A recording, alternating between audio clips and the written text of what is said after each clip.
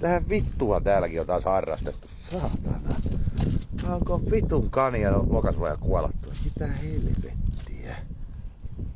No terve! Jaa, se oli sika! Joo. Mitä vittua sä värkkäät, kun on vitun lokasvoja aivan saatana kuolassa?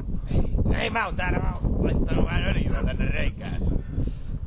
Tää vaatii vähän tällaista öljynvaihtotoimenpidettä täällä. Et sua kiihottaa tää öljynvaihto niin vitusti, että sä oot kuolannut, kun on saatana lokasvoja aivan vitu täyteen. Joo, siis mikäs tän hienompaa on, että on vähän kirkasta ja liukasta ja kaikkea muutakin semmoista pientä maukasta, mutta ei oo kauhean punasta ja makeeta kyllä tällä kertaa. Vähän kitkerän makusta. Perkele. Mutta mä jatkan nyt tätä öljynvaihtoa.